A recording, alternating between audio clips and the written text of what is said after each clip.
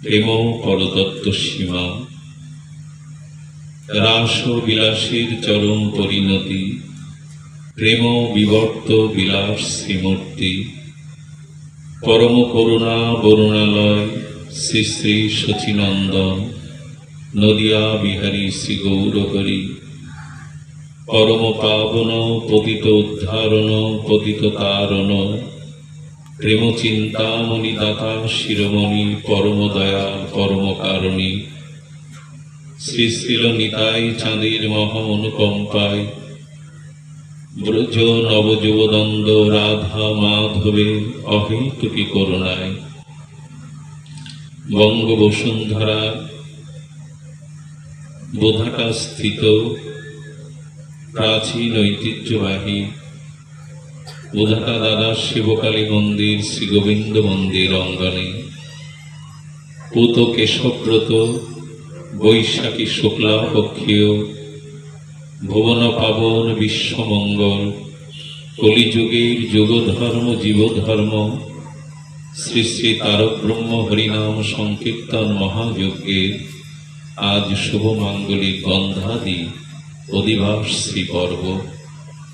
এই মাঙ্গলিক শ্রীপর্বে শ্রীমন্দির শ্রী অঙ্গনে ভাগবতীয় ভক্তিযজ্ঞে হরিকথা যজ্ঞের শুভারম্ভে প্রারম্ভে অস্মাদীয় জীবন সর্বস্ব জীবনধন প্রাতঃস্মরণীয় পরম বন্দনীয় শ্রী শ্রীল গুরু মহারাজের রাতুল আতুল পাবন পদারবিন্দে অরাধ্য কোটি দণ্ডবৎ প্রণতি।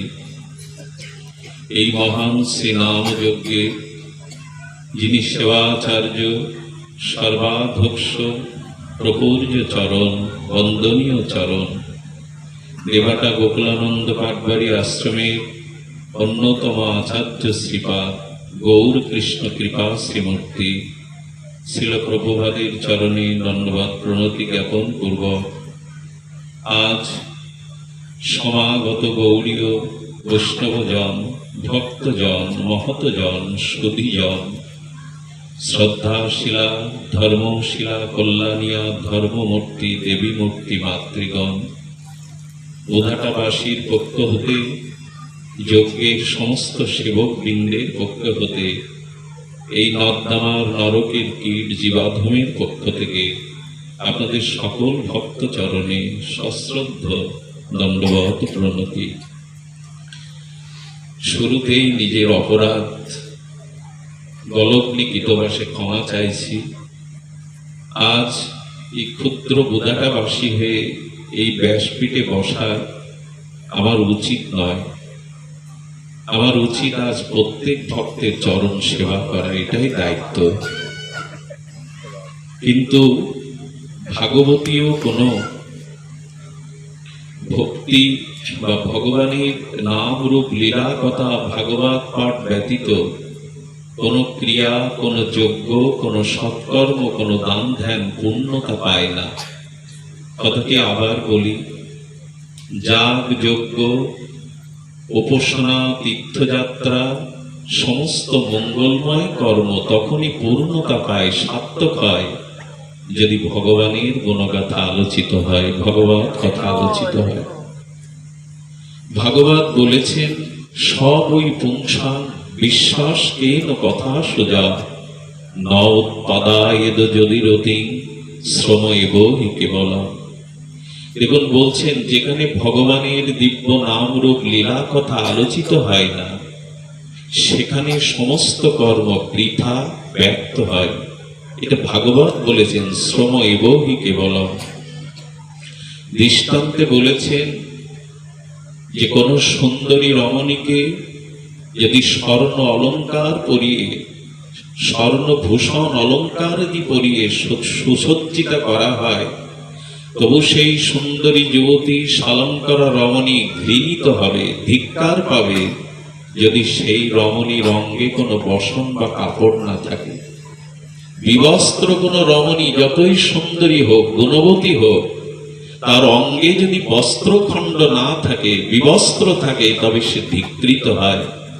তেমন দান ধ্যান পুণ্য কর্ম সমস্ত কর্ম হলো, কিন্তু ভগবানের কথা, হরি কথা, ভাগবত কথা যদি না হয় তবে সেটি বৃথা বা ব্যর্থ হয়ে যায়। শুভারম্ভে বলি কেন এই হরি কথার প্রয়োজন।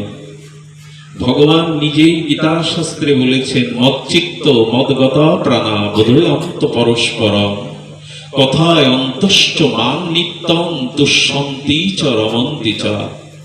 পরস্পরে ভাবের সহিত শ্রদ্ধার সহিত মিলিত হয়ে আমার গুণগাথা শ্রবণ কীর্তন করবে। এই শ্রবণ কীর্তনের মধ্যেই তোমার আত্মা শান্তি পাবে, তোমার পরম মঙ্গল কল্যাণ অত্যন্তিক সুখ বা ভগবানের সাথে রমণ হবে। ভাগবত কথার মহামহিমা প্রসঙ্গে, ভাগবতের অসমত্ব মহিমা প্রসঙ্গে বৃন্দাবনের একটি লীলা মনে পড়ল, বড় অদ্ভুত, শিক্ষণীয়। সামান্য সময় শ্রবণের জন্য বিশেষ অনুরোধ করছি।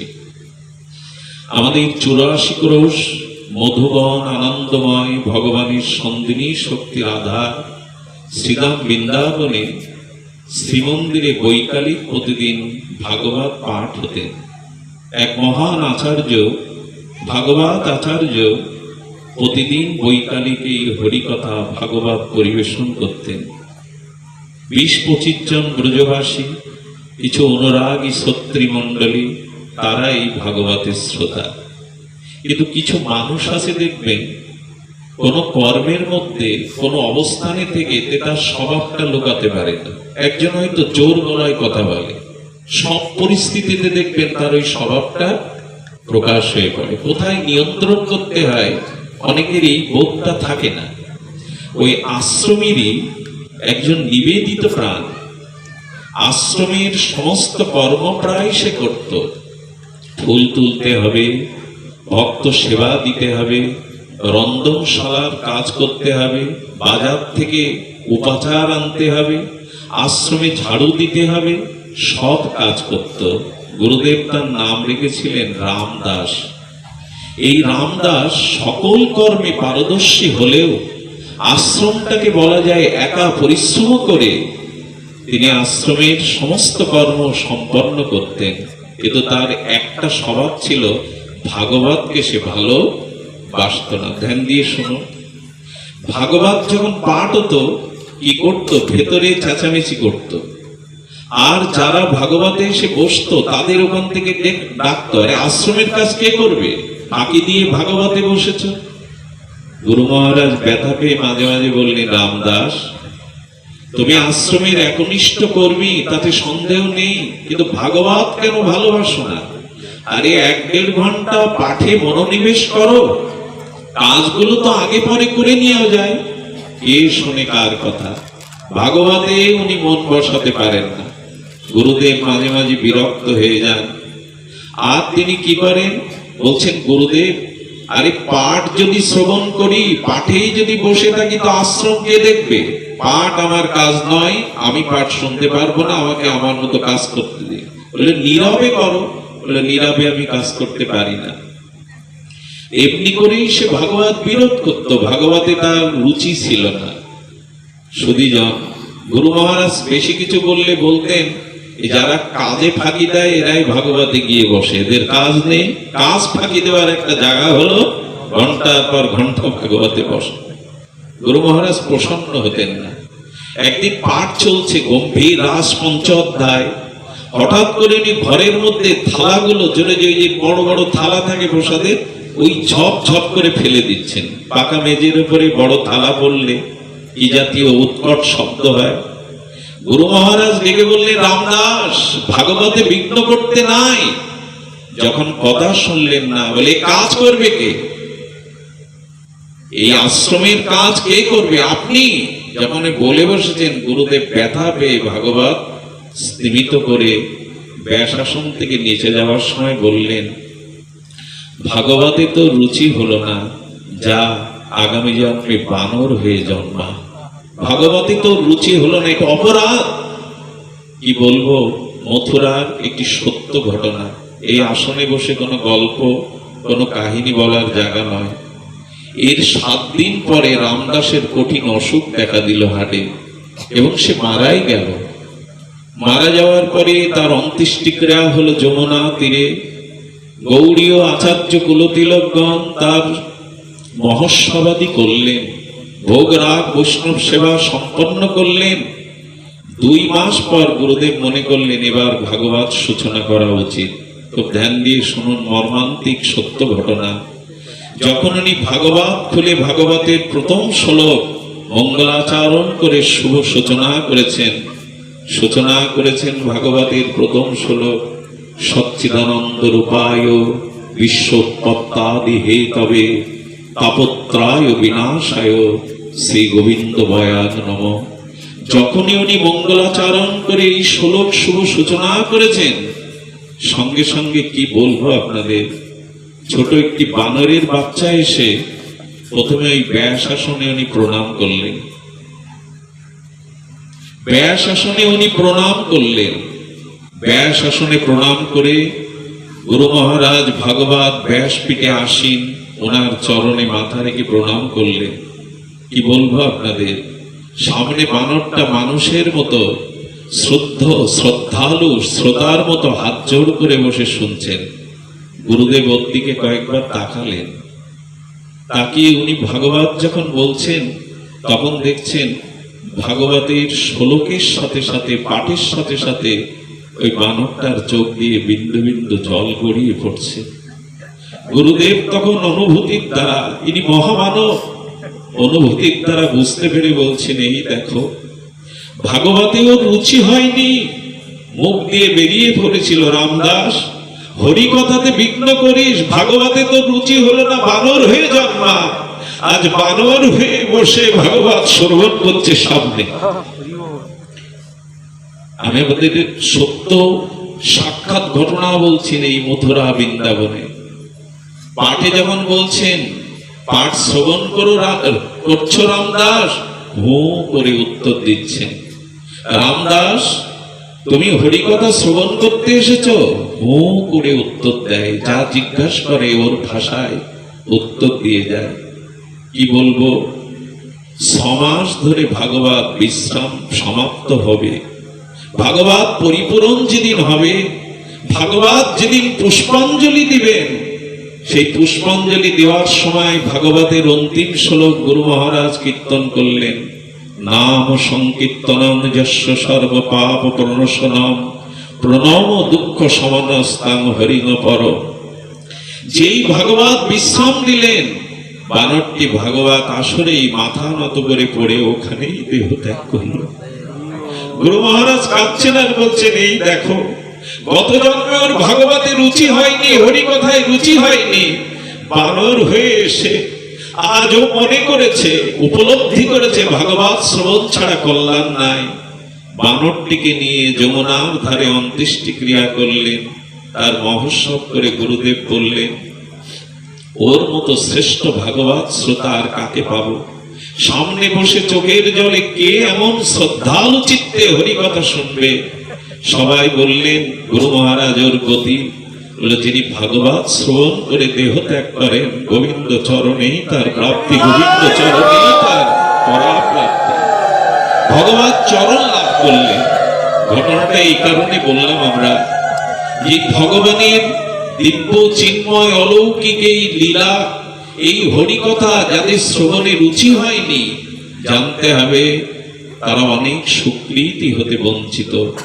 যতদিন মানুষের মহৎ মুখে, সাধু মুখে, সন্ত মুখে ভগবানের কথা শ্রবণে রুচি না হবে, জানতে হবে তার পূর্ণকৃত রাশি সঞ্চিত নাই। তাই যারা এসেছেন কৃপা করে সময় পেলেই ভগবানের গুণগাথা মহিমা শ্রবণ করবেন। এই ভগবত কথা শ্রবণের অনন্য মহিমা। ভগবান বলছেন, মত চিত্ত, মনটা ভগবানে অর্পণ করো। এই মন যাদেরকে দিয়েছ সংসারে, এই মন যাদের জন্য, মনের যে অনুরাগ, মনের যে প্রীতি, মনের যে আসক্তি যাদের প্রতি দিয়েছ, এরা তোমার পারমার্থিক কল্যাণে কাজে আসবে না। মানুষ আজ পুত্র, পরিজন, বন্ধু, সজ্জন, কুটুম্বের জন্য গায়ে রক্ত দিয়ে দেয়, রক্তের প্রয়োজন হলে রক্ত দেয়। সারাটা জীবন মান অপমান মাথার ঘাম পায়ে পেলে সংসারের যাতাকলে পিষ্ট হতে হতে কত অপমান, কত লাঞ্ছনা, কত বিবাদ এই সহ্য করে মানুষ পুত্র কন্যার ভবিষ্যৎ কল্যাণ চায়, সংসারকে ভালোবেসে সংসারকে মন দিয়ে সংসারের কল্যাণ চায়।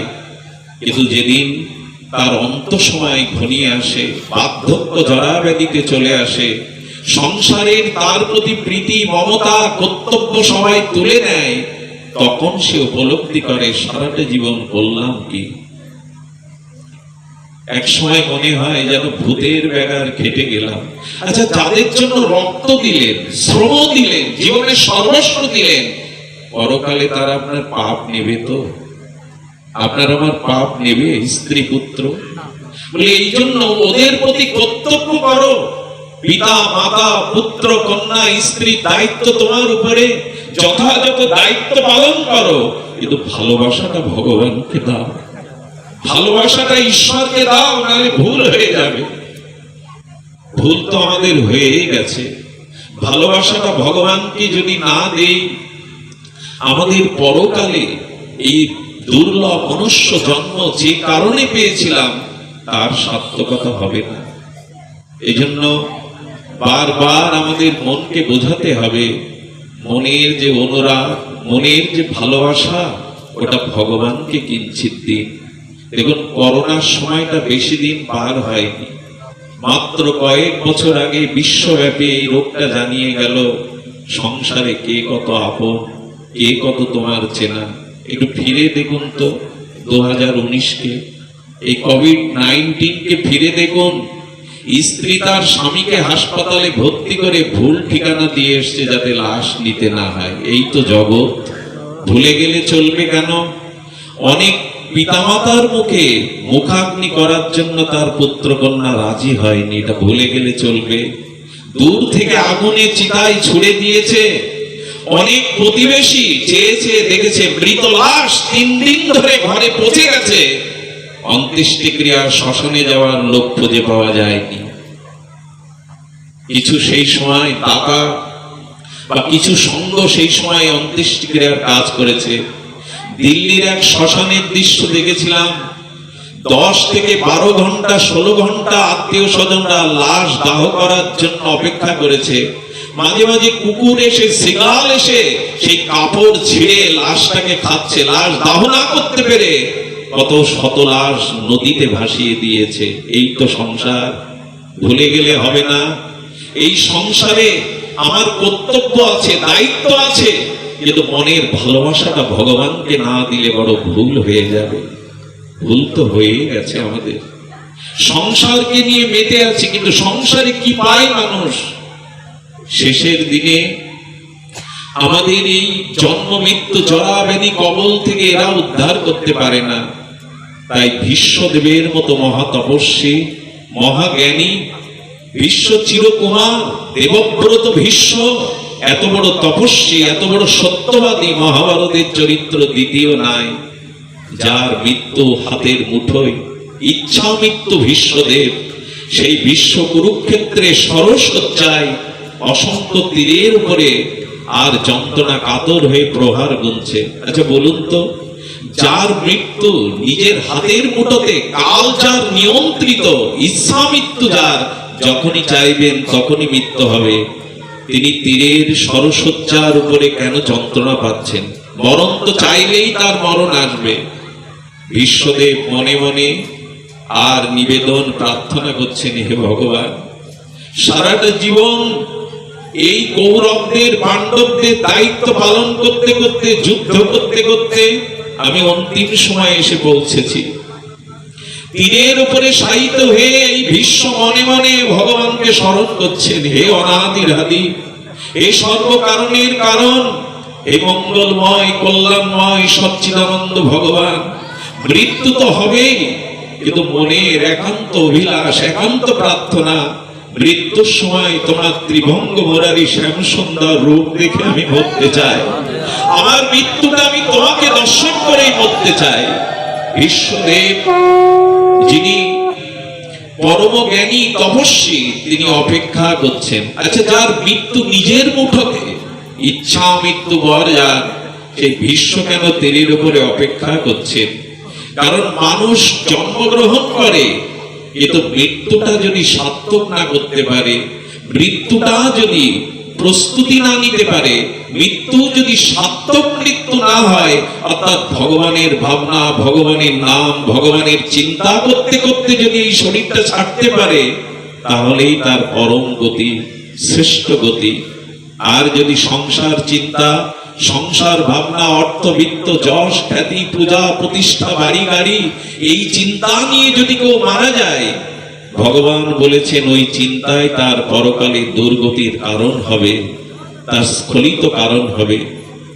গীতা শাস্ত্রে ভগবান শ্রীকৃষ্ণ অব্যয় বাণী দিয়েছেন, যং যং পাপী শরণ ভবং ত্যাজন্তে কলেবরং তম তম বৈতি কন্তেও সদা তদ্ভাব ভাবিতা। অর্জুন, নিত্য নিরন্তর অবিচ্ছিন্ন তৈল ধারার ন্যায় খাইতে শুইতে উঠিতে বসিতে আমার নাম লও, নিঃশ্বাসে প্রশ্বাসে ভগবানের চিন্তা করো, হাতে কর্ম করো, বুদ্ধিটাকে সংসারে ব্যবসায় চাকরিতে কাজে লাগাও, কিন্তু মনে মনে মানুষে নিত্য নিরন্তর আমার স্মরণ করো। কারণ তোমার জানা নেই মৃত্যুটা কখন আসছে। মৃত্যু তোমার হাতে নাই, মৃত্যু তোমাকে জানিয়ে আসবে না। তাই মৃত্যুর প্রস্তুতির জন্য সদা ভগবানকে স্মরণ করতে থাকো। যদি মৃত্যুর সময় ভগবান স্মরণ আসে, তবে তুমি মায়ার স্তর পার হয়ে গেলে, জন্মটাকে সার্থক করতে পারলে। আপনাদের অনুরোধ করি, মৃত্যুর সময় যদি ভগবত চিন্তা ব্যতীত সাংসারিক চিন্তায় মৃত্যু হয়, তার গতি কিন্তু ঊর্ধ্বগতি না হয়ে ওই চিন্তায় তদলীন থাকায় পরবর্তীতে সেই রূপ গতি হয়। এ কথা আমাদের প্রত্যেকের জানা, কিন্তু আমাদের বিবেককে, আমাদের চেতনাকে এই হরিকথার দ্বারা সিদ্ধান্ত নিতে হবে, যাতে মৃত্যুর সময় ভগবানের স্মরণ হয়। এই জন্য বিশ্বদেব ভগবানকে স্মরণ করছেন। ওদিকে হস্তিনাপুরে ভগবান শ্রীকৃষ্ণ পাণ্ডবদের রাজত্বে আসীন করে নিজের কর্তব্য সমাপন করে হস্তিনাপুর থেকে দ্বারকায় যাবেন ভগবান শ্রীকৃষ্ণ। দ্বারকায় যাওয়ার আগের রাত্রে ভীষ্মের মনে মনে যে ব্যাকুলতা, ভীষ্মের মনে যে উৎকণ্ঠা ভগবানের হৃদয়ে পৌঁছালো। আমরা এইটুকু বলবো, যদি জগতে কোনো সংকটে পড়েন, জগতে কোনো সিদ্ধান্তহীনতায় ভোগেন, সামনে যদি অন্ধকার নেমে আসে, সমাধান কোথাও যদি না পান, পাশে যদি সাহায্যের কাউকে না পান, শ্রী ভগবানের কাছে হাত তুলে প্রার্থনা করবেন, প্রভু তুমি অন্তত উপায় করো, তুমি অন্তত আমাকে পরিত্যাগ করতে পারো না, আমার উপায় করো তুমি। দেখুন, এই সংসারে কল্যাণ একমাত্র ভগবান করতে পারে, করতে পারে শ্রী গুরুদেব মহাত্মারা, অন্য কেউ কল্যাণ করতে পারে না। অর্থ রোজগার, পদ প্রতিষ্ঠা, এগুলি জাগতিক কল্যাণ বটে, আত্মিক কল্যাণ একমাত্র শ্রী গুরুদেবই পারেন, ভগবানই পারেন। তাই প্রার্থনাটা হিন্দু সমাজের একটা বড় বিষয়। ভগবানের সামনে কাতর হয়ে প্রার্থনায় রত হবেন, দেখবেন হৃদয়ে একটা প্রেরণা পাবেন, অন্ধকারে আসল আলো পাবেন। ভগবান অন্তর্যামী হৃদয় থেকে একটা সমাধান দিয়ে দেবে। ভগবানের কাছে একান্তে প্রার্থনা করবেন, নিজের কোনো সংকটে পড়লে পৌঁছে যাবে। বিশ্বের কাতর আকুতি ভগবানের হৃদয় স্পর্শ করল। সকালবেলা উঠে পঞ্চ পাণ্ডবকে নিয়ে বিশ্বদেবের দর্শনে গেলেন। পঞ্চ পাণ্ডব গিয়ে পিতামহকে যখন প্রণাম করেছেন, আর ভীষ্ম সরসজ্জায় শায়িত। আচ্ছা, গোবিন্দ যদি ভীষ্মের মস্তকের কাছে দাঁড়ান, ভীষ্ম কি দেখতে পাবে ভগবানকে? ভগবান সবাইকে মস্তকের কাছে রেখে ভীষ্মের চরণের কাছে গিয়ে দাঁড়ালেন। ভীষ্ম পিতামহ জ্ঞান বরিষ্ঠ, ভীষ্মদেবকে কৃষ্ণই প্রণাম করে বসলেন। হে ভীষ্মদেব, আপনি পরম জ্ঞানী তপস্বী। ভীষ্মদেবকে যখন প্রণাম করলেন ভগবান, ভীষ্মদেব চোখের জল ছেড়ে দিয়ে বলছেন, আমি তীরের উপরে শায়িত, হে কেশব, উঠে তোমায় প্রণাম করব, সে শারীরিক সক্ষমতা আমার নাই। তবে প্রাণেশ্বর, আমার প্রাণের প্রণাম, আমার মানস প্রণাম আপনি গ্রহণ করুন। ভীষ্মদেব শ্রীকৃষ্ণ বলছেন, পিতামহ আপনি কিছু বর চান আমার কাছে, কি চান আপনি বলুন। ভীষ্মদেব কি চাইলো জানেন? হে ভগবান, হে পুরুষোত্তম, আমি জানি আপনি পাত্র সারথি শুধু নন, আপনি জগতের সকলের হৃদয়ের সারথি। আপনার কাছে আমার চাওয়া এই, আমার একটি কন্যা আছে, আমি সেই কন্যাকে আপনার হাতে সম্প্রদান করে দিয়ে যেতে চাই। গোবিন্দ স্মৃত হেসে বললেন, বিশ্বদেব, আপনি দ্বার পরিক্রম করেননি, আপনি বিবাহ করেননি, আপনার পুত্র কন্যা নেই, তা আপনার কোন কন্যাকে আমার হাতে সম্প্রদান করবেন?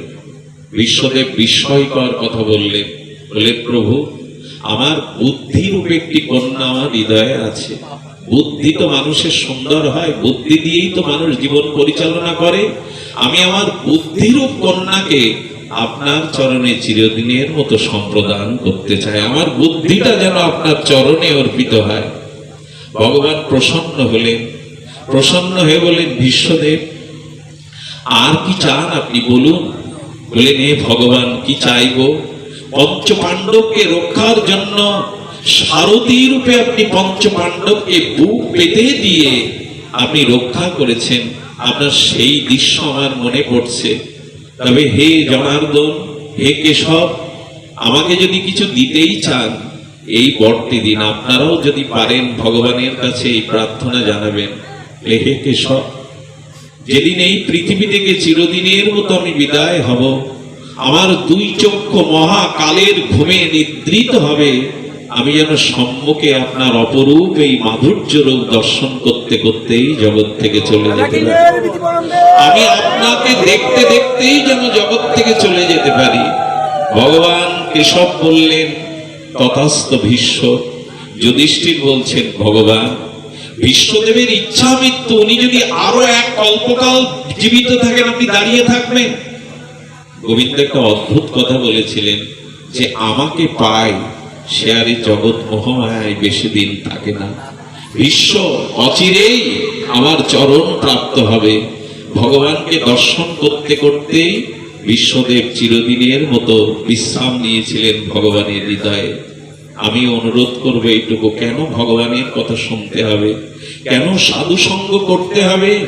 সাধু সঙ্গ ছাড়া কারো বিবেক জাগে না, সাধু সঙ্গ ব্যতীত কারো ভগবত স্মৃতি হৃদয়ে জাগে না।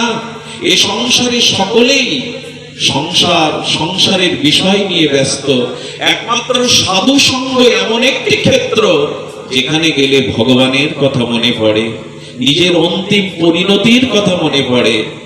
এই জন্য আজ বলবার দিন নয়, আপনাদের কাছে শুধু এইটুকু অনুরোধ, যখনই সময় পাবেন, দেখুন, সংসারকে ফাঁকি দিয়ে ভগবানের কাছে আসুন। কিন্তু ভগবানকে ফাঁকি দিয়ে সংসারে পড়ে থাকলে বড় ক্ষতি হয়ে যাবে। মাঝে মাঝে সংসার ফাঁকি দিয়ে ভগবানের কাছে আসুন, যেমন আজ এসেছেন আপনারা। কিন্তু যদি ভগবানকে ফাঁকি দিয়ে সংসারে মজে থাকি, আমাদের পরকালের গতি হবে না। এই জন্য স্বামী বিবেকানন্দ তিনি ঠাকুর রামকৃষ্ণকে একটি সঙ্গীত শুনিয়ে বারবার ঠাকুরকে সমাধিস্থ করতেন, মন চলো নিজ নিকেতনে। কেন সংসার বিদেশে, বিদেশীর বেশে ভ্রম কেন অকারণে? যদি এখানে ক্লান্ত হয়ে যাও, শ্রান্ত হয়ে যাও, তবে সাধু সঙ্গে বিশ্রাম নিও, হরি কথাতে বিশ্রাম নিও, তোমার ক্লান্তি দূর হবে। সাধু সঙ্গে করিও বিশ্রাম। এই সাধু সঙ্গে না এলে আমাদের বিবেক জাগবে না, আমাদের চৈতন্য জাগবে না। এই জন্য ভগবান বারবার বলেছেন, মন আমাতে আসবে যদি শুদ্ধ ভক্ত সঙ্গে ভাগবত শ্রবণ করতে পারো। আজ সেই ভাগবত শ্রবণের যে শ্লোকটি আমরা উচ্চারণ করেছিলাম, এই শ্লোকটি একটু সামান্য সরলত্ব করে আজকের পাঠ বিশ্রাম। ভগবান বললেন, বাবা বলেছেন গুরু মহারাজ, যে মনটা আমাকে দেয়, ভালোবাসা অনুরাগটা আমাকে দেয়, সেই ভক্ত আমার পেছনে না, আমি সেই ভক্তের পিছনে ছুটে বেড়াই। যদি কোনো ভক্ত আমাকে হৃদয়ের একটু ভালোবাসা, একটু অনুরাগ আমাকে দিতে পারে, ওই ভক্ত আমার কাছে না, আমি সেই ভক্তের পিছনে ছুটে বেড়াই। ঠিক ফুলের মধ্যে যেমন সুগন্ধ মধু সঞ্চিত হলে মৌমাছি অলিকুল গুঞ্জরিত রাগ রাগিনীকে ফুলের কাছে আসে, তাদের নিমন্ত্রণ দিতে হয় না। তবে কোন ভক্তের পেছনে ভগবান চলেন, সেই শ্লোকটি আজ উচ্চারিত হয়েছিল। নিরপেক্ষং মনিং সন্তং নির্বৈর সর্বসমদর্শনাং অনিগ্রাজমহম নিত্যং পুয়াদভি অগ্রিভিভি। উনি বলছেন, উদ্ধব, আমি আমার ভক্তের পিছু পিছু চলি। খুব মার্মিক ভাগবতের এই শ্লোকটি। উদ্ধব বলছে, কেন ভগবান? শ্রেষ্ঠজন তো অগ্রে চলে, পশ্চাতে তলে শ্রেষ্ঠজনকে অগ্রে দিয়ে তুমি ভক্তের পেছনে কেন চলো? ভগবান যে কথাটি বলেছিলেন বড় অদ্ভুত। উদ্ধব, আমি ভক্তের পেছনে পেছনে চলি এই জন্য যাতে ভক্তের চলার পথের তার পায়ের ধুলোটা আমার অঙ্গে এসে পড়ে। একথা বলতে গেলেও বুক কেঁপে ওঠে, জিহ্বা আড়ষ্ট হয়ে যায়। ভগবান ভক্তের পেছনে চলেন কেন? স্বয়ং ভগবান বলছেন ভাগবতে উদ্ধবজিকে, ভক্তের চরণ ধুলি যাতে আমার অঙ্গে এসে পড়ে। উদ্ধব স্তম্ভিত হয়ে হাত জোর করে বলছেন, কেন প্রভু? ভক্তের পায়ের ধুলি তুমি কেন মাখতে যাবে?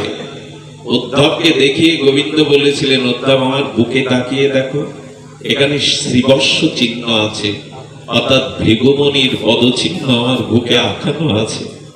ভৃগু আমার বুকে পদাঘাত করেছিল, আমি তার চরণ চিহ্ন মুছে দেয়নি। যতবার আমি ভগবত অবতরণ করেছি, ভক্তের পায়ের চিহ্নটা আমি আমার বুকে রেখেছি। কেন জানো? তোমাদের স্ত্রী আছে, পুত্র আছে, তোমাদের সংসার আছে। গোবিন্দ ভগবান বললেন, ভক্ত ছাড়া যে আমার কেহ নাই। এই জগতে অনন্ত পৃথিবীতে ভগবান বলছেন, ভক্ত ছাড়া আমার কেহ নাই। ভক্তের চরণকে ভগবান বুকে নিয়েছেন। পৃথিবীর অন্য কোন শাস্ত্রে, অন্য কোন সাহিত্যে এ কথা পাওয়া যায় না যে ভক্তের চরণ ধুলিকে গোবিন্দ বুকে বহুমানন করে রেখে দিয়েছেন। বিষ্ণু পদচিহ্ন, ভৃগু পদচিহ্ন ভগবান বুকে নিয়েছেন। ভগবান বললেন, কেন জানো? আমার এই অনন্ত দেহে আছে, লক্ষ্য করবেন, জল আর দুধ যদি একসাথে মিশ্রিত করা হয়, আমরা কোনোদিন দুধ আর জল মিশিয়ে দিলে দুধ জল আলাদা করতে পারবো না।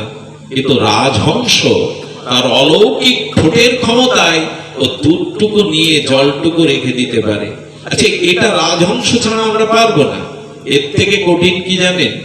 গঙ্গা, যমুনা, সরস্বতী বা যমুনা গঙ্গার জল যদি একসাথে মিশে যায়, ওটা কখনো বিন্দু বিন্দু করে আলাদা করা যাবে?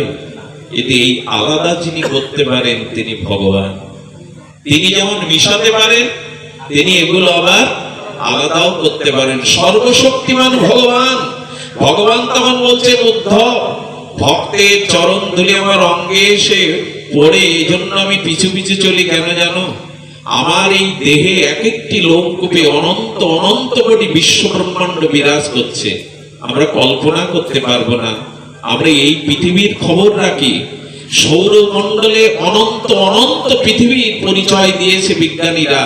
এরকম অনন্ত কোটি বিশ্ব ব্রহ্মাণ্ড মহাকাশে চিন্ময় লোকে আছে, আমরা তার খবর কতটুকু রাখি? গোবিন্দ বলেন, আমার একটি লোমকূপের মধ্যে অনন্ত ব্রহ্মাণ্ড আছে। সেই ব্রহ্মাণ্ডে যে সকল জীব আছে যারা আমার ভজন করে না, যারা কৃষ্ণ বিমুখ, ভগবত বিমুখ, সেই জীবগুলিকে কৃপা করবার জন্য আমার কৃপা নয়, আগে ভক্তের কৃপা, ভক্তের চরণধুলি প্রয়োজন। তাই ভক্তের চরণধুলি আমার লোমকূপে এসে পড়লে ওই লোমবিহরে যে অনন্ত ব্রহ্মাণ্ডের কৃষ্ণ বিমুখ জীব আছে, তারা ভক্তের চরণধুলি পেয়ে কৃষ্ণমুখী হয়ে যায়, ভগবানমুখী হয়ে যায়। কথাটি আমি দ্রুত বলে গেলাম, আপনাদের কাছে ভগবত পরিচয় দিয়ে বলি, ভক্তের চরণ ধুলি অঙ্গে না মাখলে, ভক্তের কৃপা না হলে ভগবান কাউকে প্রেম ভক্তি অগ্রে দেবে না, দেওয়া সম্ভব নয়। এই জন্য ভগবানের কৃপা আগে না, গুরু কৃপা, মহৎ কৃপা আগে। যারা মহৎ কৃপা, গুরু কৃপা ধন্য হয়নি আজ পর্যন্ত, তারা ভগবত কৃপা বঞ্চিত। তাই বললেন, ওই চরণ ধুলি আমার অঙ্গে যদি আসে, তবে ওই অঙ্গে লোমকূপে যে ব্রহ্মাণ্ডের বিমুখ জীব আছে, ভক্তি বিমুখ, ভজন বিমুখ, তাদের কৃপা হয়ে যায়। জানো, আরেকটি কারণে আমি ভক্তের চরণ ধুলি অঙ্গে মাখি। কথাটি বড় মার্মিক, আমরা বলেই বিশ্রাম করব। শুদ্ধ ভক্ত কোনো কামনা বাসনা নিয়ে ভগবানের আরাধনা করে না। প্রভু, ইহকালে তোমার কাছে কারো কাছে কিছু চাই না, আমার যেটা প্রারব্ধে আছে আমার পূর্বজন্মে কর্মে যা আছে তা আমি ভোগ করে নেই, আমার প্রারব্ধে যা আছে তুমি দাও। তত্ত্বেন অনুকম্পং সুসমীক্ষ্যমান ভুঞ্জান এবত্ত কৃত বিপকম। দেখুন, কপালে যা আছে দুঃখ, রোগ, শোক, জরাব্যাধি মেনে নিতে শিখতে হবে। গীতায় বললেন, আমার ভক্তকে যে মালা তিলক দিয়েছে, আমার ভক্তকে যে শাস্ত্র মুখস্থ করেছে, না, যে সুখ দুঃখ মান অপমানকে, এই জগতের দ্বৈত পরিস্থিতিকে মেনে নিতে পারে আমার কৃপা মনে করে, সেই আমার ভক্ত, তারাই আমার পায়। ভেঙে পড়বেন না, পিছিয়ে পড়বেন না, যে পরিস্থিতি আসুক ভগবানের কৃপা মনে করে যারা মেনে নিতে পারে, ধৈর্য ধরতে পারে, এরাই ভগবানের প্রিয় ভক্ত। দুঃখ বিপদ আসতে পারে, মানের সাথে অপমানও আছে, দিনের সাথে রাত্রিও আছে, ভালোর সাথে মন্দও আছে, পুণ্যের সাথে পাপও আছে, শীতের সাথে বসন্তও আছে। এই দুটোকে মেনে নাও। যদি ধৈর্য ধরতে পারো আমার দিকে তাকিয়ে, তবেই তুমি আমার ভক্ত। শোকে দুঃখে হাই হাই যতটা করেন, ভগবান বলছে হাই হাই না করে হরি হরি করো না, তাহলে উদ্ধার হয়ে যাবে। আরে দুঃখ সংকটে হাই হাই করবে কি, হরি হরি করো, তাহলেও কল্যাণ হবে। তাই সুখ দুঃখ যা কিছু জীবনে আসুক, তরঙ্গের মতো তাকে মেনে নিতে হবে। ভগবান বললেন, আমি কোন কোন ভক্তের পেছনে চলি কেন জানো? পায়ের ধুলিটা নিয়েই কারণে আমার কিছু ভক্ত আছে যারা আমার কাছে কোনো কিছু চাই না, অহেতুক আমাকে ভালোবাসে, কোনো চাওয়া পাওয়া তার নাই। তো সেই ভক্তকে আমি কিছু দিতে পারি না, স্বর্গ দিতে পারি না, বৈকুণ্ঠ দিতে পারি না, কিছুই চাই না, শুধু আমাকে ভালোবাসতে চাই। তো সেই ভক্তের কাছে আমি ভগবান ঋণ হয়ে যাই। তো ঋণগ্রস্ত ব্যক্তি ঋণ যার কাছে নেয়, যে মহাজন, তার মুখের দিকে চাইতে তার একটু লজ্জা বোধ হয়। দেখবেন, মহাজনের কাছ থেকে যদি ধার নেন, তার চোখে চোখ দিয়ে কথা বলা যায় না, কোথাও না কোথাও মাথাটা নত হয়ে যায়। তো গোবিন্দ বললেন, যে ভক্ত আমার কাছে কিছু কামনা বাসনা নেই, আমাকে ভালোবাসে, ভজন করে, ওই ভক্তের সাথে আমি চোখে চোখ দিয়ে চাইতে পারি না, তার সামনে যেতে পারি না, কারণ মনে করি ভক্তের কাছে আমি ঋণী। তাই ঋণগ্রস্ত ব্যক্তি যদি মহাজনের চরণে পড়ে, পায়ে পড়ে, তার পাদ ধুলো মাথায় নেয়, তাহলে মহাজন যদি সহৃদয় হয়, তার ঋণ কিছুটা মুক্ত করে দেয়। তাই ভক্তের পায়ের ধুলো আমি অঙ্গে মেখে বলি, আমি তোমার কাছে ঋণী। এই জন্য আমার মাঝে কিছুটা অপবিত্র বোধ আসে ঋণ ব্যক্তির, তাই তোমার চরণ ধুলি নিয়ে আমি ঋণ মুক্ত হলাম। তবে আমার মতো ভক্ত নয়, আমার মতো পাষণ্ড নয়। কোন ভক্তের পেছনে চলেন? ভগবান এখানে বলেছেন নিরপেক্ষ, যারা সবার মধ্যে ভগবানকে দেখে। কাউকে, এই যে সকলের মধ্যে ভগবানকে দেখা আর মন্দিরে ভগবানের দেখা পার্থক্য আছে। যারা শুধু মন্দিরে ভগবানকে দেখে আর কোথাও ভগবানকে দেখে না, এদের পিছনে ভগবান চলে না। যারা সবার মধ্যে ভগবানকে দেখেন, সবখানেই ভগবানকে দেখেন, এই নিরপেক্ষ ভক্তের পেছনে ভগবান চলেন। আর কার পেছনে চলেন? মুনি, যারা মনে মনে মনন ক্রিয়া করে ভগবানকে স্মরণ করেন। এই মুনি বা মনন ক্রিয়া ভক্তের পেছনে, সংসারে কাজ আছে কিন্তু মনে মনে ভগবানের লীলা স্মরণ করছেন, তার পেছনে শান্ত। ওই যে বললাম, সুখ দুঃখ হাসি কান্না মান অপমানে যিনি শান্ত থাকতে পারেন, ভগবানের কৃপা মনে করে আমার প্রারব্ধে ছিল এটা খণ্ডন হয়ে যাক, এই মনে করে ভগবানের কৃপা মনে করে যারা শান্ত থাকতে পারে, ওই ভক্তের পিছনে আমি চলি। নির্বৈর, নির্বৈব মানে বৈরিতা যারা করে না, সহসা কারোর সাথে যারা শত্রুতা বৈরিতা করে না, আমি সেই ভক্তের পেছনে চলি। আর সমদর্শন, যে সমদর্শী, এই স্তরে যেতে অনেক সাধনার প্রয়োজন। ভগবান বললেন, এ জাতীয় ভক্তের নিত্য পুয়ে রেমি, আমি সেই রেণুভি, সেই চরণধুলি মাটি। আজ আমরা এইটুকু ভাগবত থেকে অনুধাবন করব যে শ্রী ভগবানকে মনটা দেওয়া, ভগবানকে একটু ভালোবাসাটাই এ জীবনের সার্থকতা। চিতায় তো পুড়তে হবে, এ দেহটা শৃগাল কুকুর খেয়ে ফেললে মলমূত্র হবে তার উদরে গিয়ে। চিতায় পোড়ালে তো এক মুষ্টি ছাই, আর যদি আমার দেহটা মাটির নিচে দিয়ে দেয়, অসংখ্য কীটমিকিট কুরে কুরে খেয়ে ফেলবে। যে দেহের পরিণামেই সে দেহ যদি একটু ভজনে লাগে, নিজের আত্মকল্যাণে লাগে, তবে সেটি সার্থকতা। আজ বোধাটা দাদার সেবকালী মন্দিরে আপনাদের সহযোগিতায়, ঐকান্তিক প্রচেষ্টায় যে 16 প্রহর ব্যাপী নামযজ্ঞ, এটি সার্থক হতে পারে না, এটি সফল হতে পারে না যদি আপনাদের আশীর্বাদ, আপনাদের কৃপা বর্ষণ না হয়।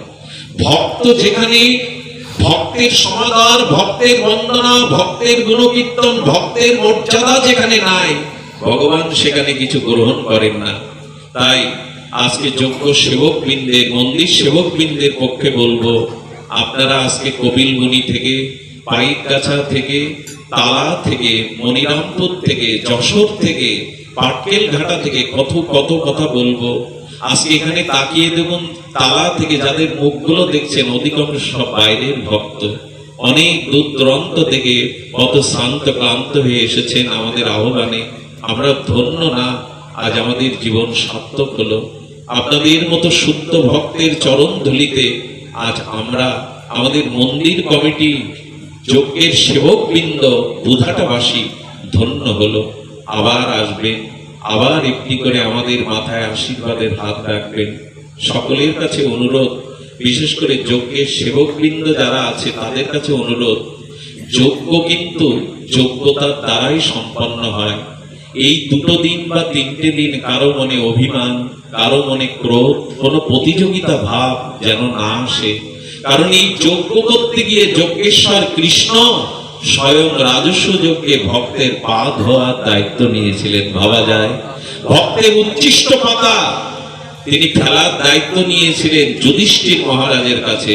যজ্ঞ তাকেই বলে, যজ্ঞ শব্দের অর্থ সেবা। যজ্ঞ মানে শুধু আয়োজন নয়, লাইট প্যান্ডেল নয়, আলোকসজ্জা নয়। যজ্ঞ মানে নিজেদের শুধু প্রস্তুত করা নয়, যজ্ঞ মানে ভক্ত ভগবানের নিষ্কপটে সেবা, অভিমান শূন্য হয়ে সেবা, এরই নাম যজ্ঞ। সেটা যদি না হয় তো কত বড় আয়োজন, কত বড় দল এলো, হাজার হাজার ভক্ত এলে, এটা যজ্ঞের সফলতার মাপকাঠি নয়। মাপকাঠি একটাই, যাতে সেবা করতে পারি। প্রতিটি সময় ধৈর্য রেখে অন্যের সেবা করাই হলো এই যজ্ঞের ধর্ম। সে কথা যেন নিত্য নিরন্তর আমরা স্মরণে রাখতে পারি। আজ এইটুকুই জানিয়ে যজ্ঞ শেষে নয়, অধিবাস অন্তে আপনাদের জন্য কিঞ্চিত প্রসাদের আয়োজন আছে। হাত জোড় করে গলগ্নিকৃতবাসে অনুরোধ করব, আপনারা কিঞ্চিত প্রসাদ নিয়ে আমাদের ধন্য করবেন। এখন আমি শ্রদ্ধেয় বিকাশ ব্যানার্জিকে আহ্বান করছি, এই যজ্ঞের যারা অক্লান্ত পরিশ্রম করেছে, আপনাদের দুয়ারে দুয়ারে গেছে, আমার ভালো লাগছে তার মধ্যে অধিক কিশোর এবং যুবক আমাদের এই অঞ্চলের ছেলেরা, তারা অধিকাংশ সময় মানুষের দুয়ারে